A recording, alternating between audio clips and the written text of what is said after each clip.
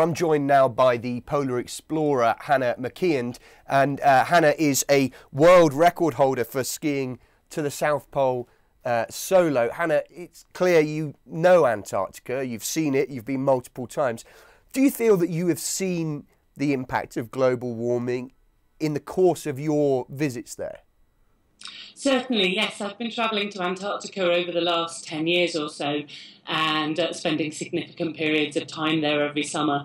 And I can certainly remember, back 9 years ago when I did my first long expedition down there, it being really brutally cold, as you'd expect Antarctica to be. And I've certainly seen a gradually increasing of the temperature and the pleasantness of actually being on Antarctica. This year it was incredibly mild. Now, I can't definitely attribute that to global warming. It's only a 10-year period. It could be a short glitch. But certainly combining that with what I'm hearing from scientists in the field down there, I've got reason to sort of be suspicious of it. Because there's an interesting sort of dilemma with Antarctica, isn't there? Because on the one hand, it's wild, it's inhospitable, it's vast. And yet on the other, campaigners and others who are worried about the future of Antarctica say that it is incredibly fragile and that is the thing we need to be aware of. How do you marry those two things up?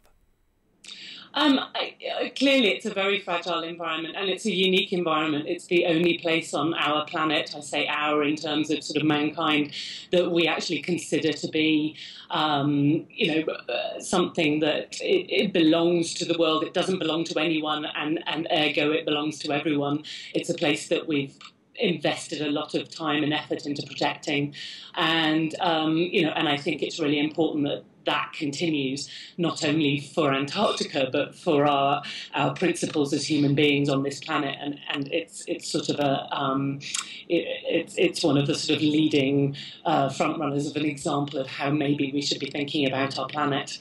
Now, the expedition that Sky News is going to be following is taking a number of what are described as future decision makers from companies, from within universities and various other places, and trying to impress upon them the importance of Antarctica and make them aware of things like the moratorium on drilling and mining, so that when they are in positions to take decisions, they are educated about its importance. How important do you think it is to visit Antarctica in order to get that message across? Is it the only way to genuinely impress upon people how significant the impact could be if Antarctica is not protected? Absolutely. I think it doesn't matter how often you describe it or look at pictures, there's nothing quite like standing on that frozen continent and seeing it for yourself to bring home the impact of its purity and its uniqueness on the planet. There's nothing quite like it. It's a savage and unforgiving environment, and yet at the same time completely fragile. And even just travelling there and undertaking the protocols that we all do in order to get onto the continent highlights in your mind how fragile it is. We spend a lot of time checking our clothing to make sure that there's no seeds or biological matter carried onto the continent. We clean our shoes with detergent to make sure that there's no soil particles going down there. We really take a lot of care on how we conduct ourselves on the continent, and that just highlights in your mind where it is you're travelling to. And then when you get there, the pristine nature of it, the purity, the quality of the environment there is so obvious with every breath that you take that there's nothing quite like it. And of course, every time you go down there, you fall in love with it afresh, and I think the more people that fall in love with Antarctica, the better. The company I work for down there talk about the white powder. We're all addicted to the white powder, so it's very true. But have you seen the impact of taking your story to people, even if it's just in talks or speeches? Does it translate, do you think? Or Absolutely, yes. There's nothing like hearing someone speak firsthand about Antarctica and their experiences there. They're clearly profound experiences that change people forever.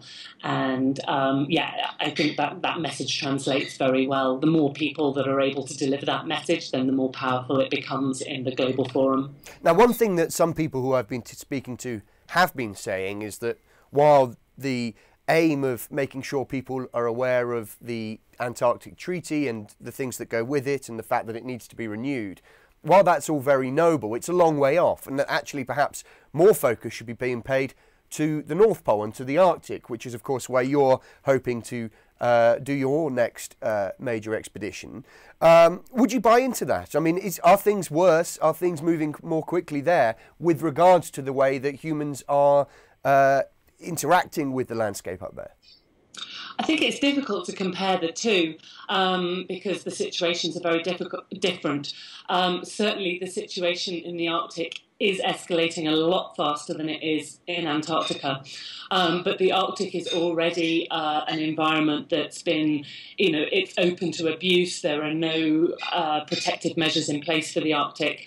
There's a really, really big mountain to climb in terms of protecting the Arctic. It's kind of a completely different subject in a way.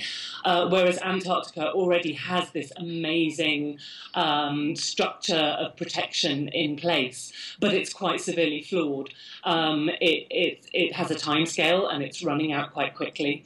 And the potential impact of what can happen when that protective structure expires on Antarctica has knock-on effects in all sorts of different areas. Philosophically, it affects us as, it affects mankind. Politically, it opens Antarctica up to becoming a sort of hotbed of international conflict. And, simply environmentally, the impact of activity starting up on Antarctica could have a huge environmental impact globally.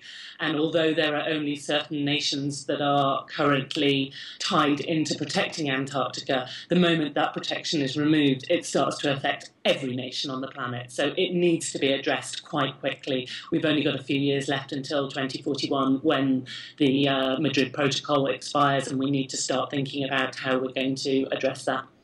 Hannah, thank you very much. And you can watch more videos just like this on skynews.com, on our live blog, and on the Sky News iPad app.